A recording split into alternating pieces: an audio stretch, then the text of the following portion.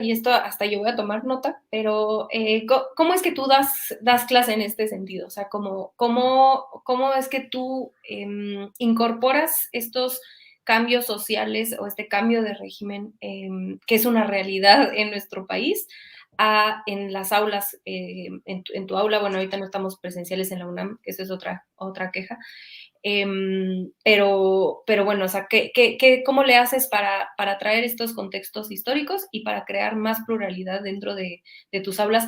Y lo digo porque sé que eres un gran profesor y que quizá de aquí pudiéramos empezar a tejer alguna respuesta hacia qué modelo se puede ver, ¿no? Porque esto empezamos con la crítica, pero empezar a ver de qué forma se pudiera construir algo un poco más plural en las universidades públicas de nuestro país.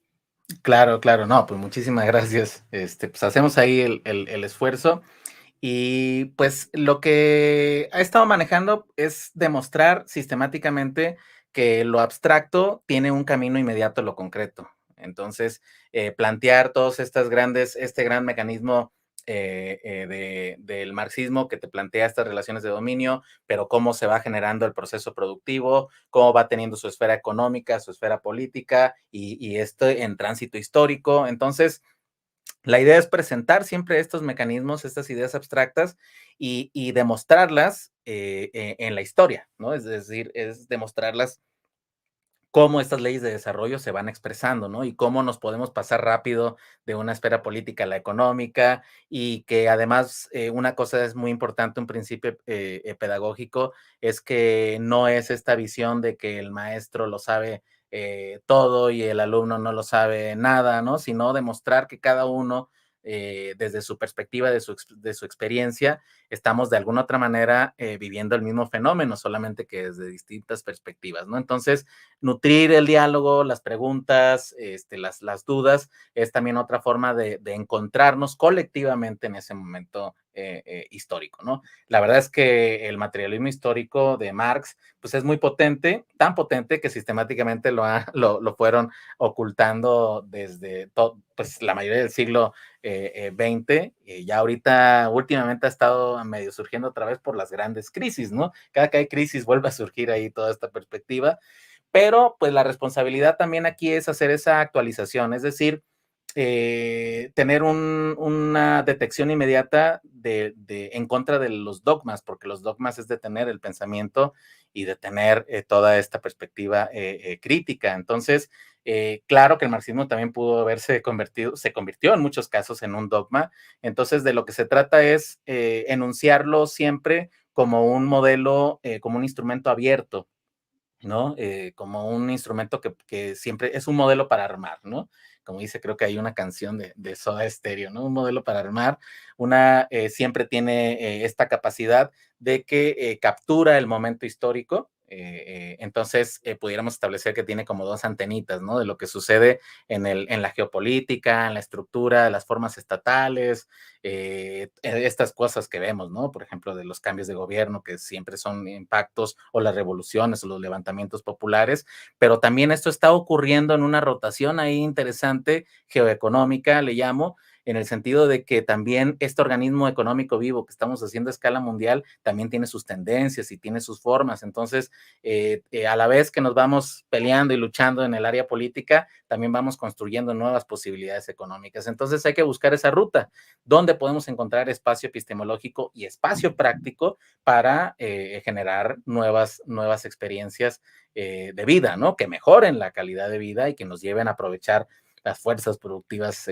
alcanzadas y pues llevarlo todo a un lugar donde pues sistemáticamente podamos ir abandonando estas dogmáticas y estas prácticas anquilosadas, ¿no? Que se pueden ir presentando y que van inhibiendo estos cambios. El problema es de que como los cambios históricos van ocurriendo sí o sí, muchas veces el pensamiento conservador no es que pueda destruir esa energía, sino que nada más la va deteniendo, entonces pues vamos sumándole años de sufrimiento innecesarios, ¿no? O sea, el objetivo es rápidamente generar estas aceleraciones para que podamos ir transitando hacia nuevos esquemas de la explotación capitalista en este caso a una asociación o cooperación libre, ¿no? A distintas escalas, ¿no? Entonces, creo que hablar muy abiertamente de estos problemas de la ciencia ayuda a los alumnos, por ejemplo, y a las alumnas de ir sensibilizándose con respecto a esto y sobre todo dar esta confianza de que su palabra y su experiencia son ingredientes fundamentales para todas estas discusiones.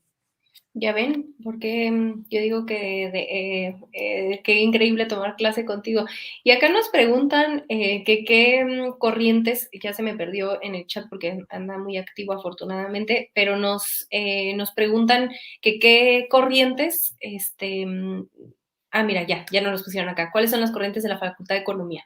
Y ya después acá nos preguntan de la Facultad de Ciencias Políticas, que ahí sí yo no le sé. Creo que es un poquito más, ahí sí hay más diversidad que en economía, por lo que entiendo, pero no sé si en economía, ¿cómo la ves tú? Pues yo diría que la corriente dominante es la neoliberal, la neoclásica, pues, ¿no? Diríamos técnicamente. Y la neoclásica es, o sea, tiene que ver con toda esta estructura que se ha normalizado, es decir, lo primero que te enseñan antes que otra cosa en la versión estándar de la economía es entender que todo es una cuestión de mercado y cuáles son las mejores formas y estrategias para lograr el proceso de acumulación. Entonces, eso es compartir el prejuicio del capitalista, ¿no? No del trabajador.